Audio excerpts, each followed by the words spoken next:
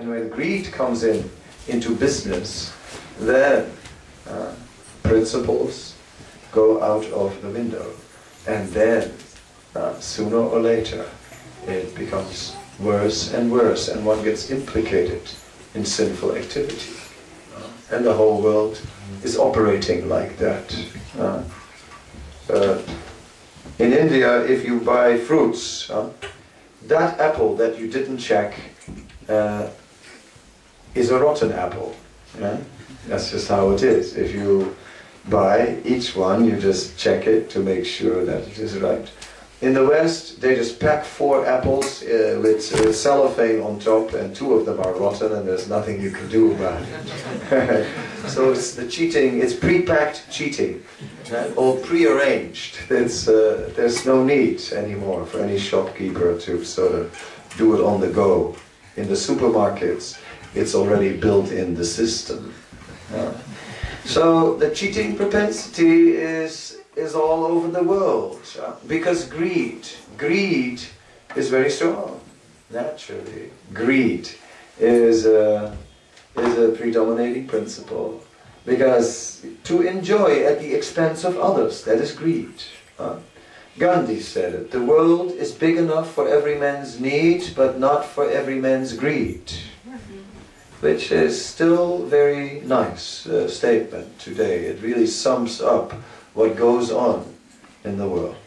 And Srila Prabhupada oftentimes responded to the point of overpopulation and said, overpopulation, rubbish.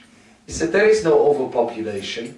He said, the world, there are huge land areas, huge, which are totally unused. Unused. In many, many parts of the world.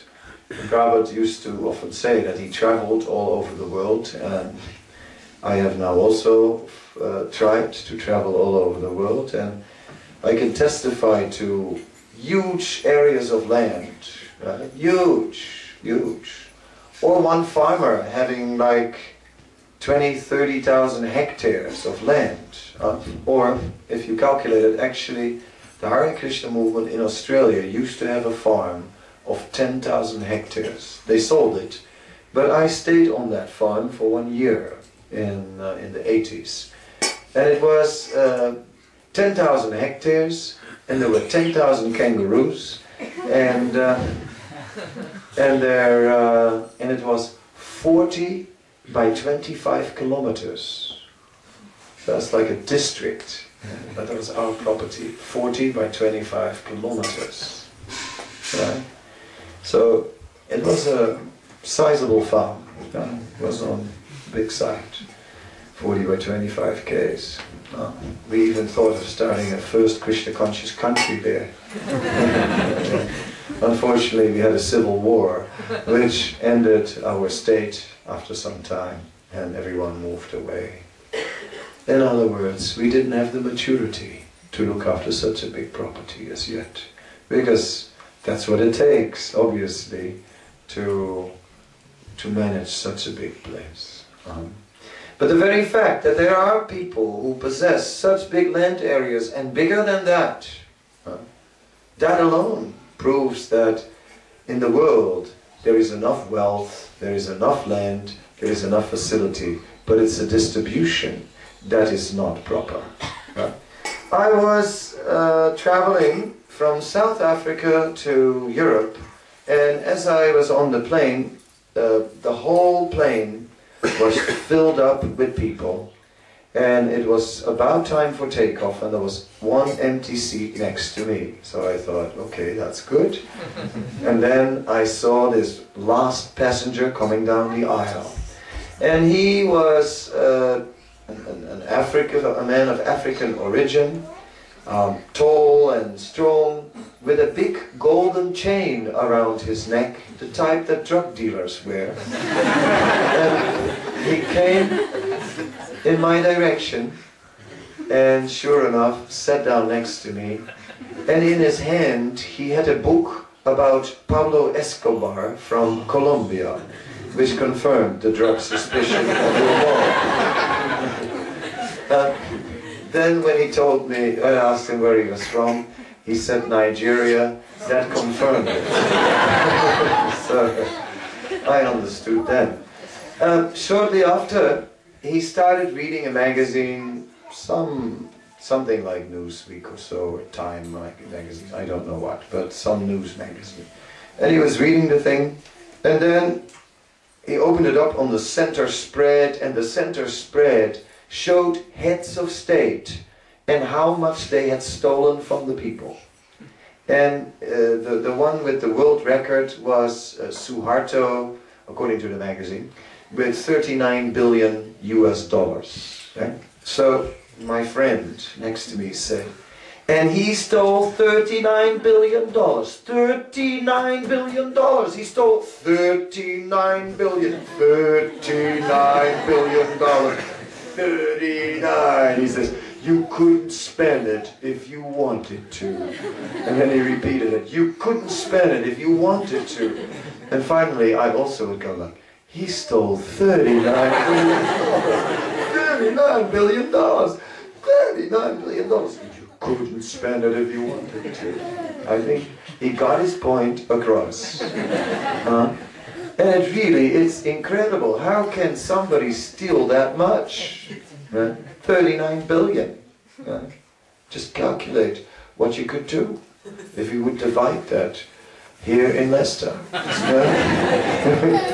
We'd have Christmas every day. It would be quite a party, right? Whew. I mean, you know, anything less than a Mercedes wouldn't be driving around anymore, would it? No way. So it would permanently change the face of Leicester, yeah? Never to be the same if $39 billion would land here. But the $39 billion went into the pocket of one man. So, of course, the lifespan is short. And before you know it, you're dead and gone, and your 39 billion is still sitting in the bank, right? Kind of outlasting you, and then what? Yeah, then of course one gets the bill after life. So these are examples of exploitation, of extreme greed, and the whole history of the world is one of exploitation. And Europe played a good part in it. The colonial history. And of course Europe is still playing a good part in it.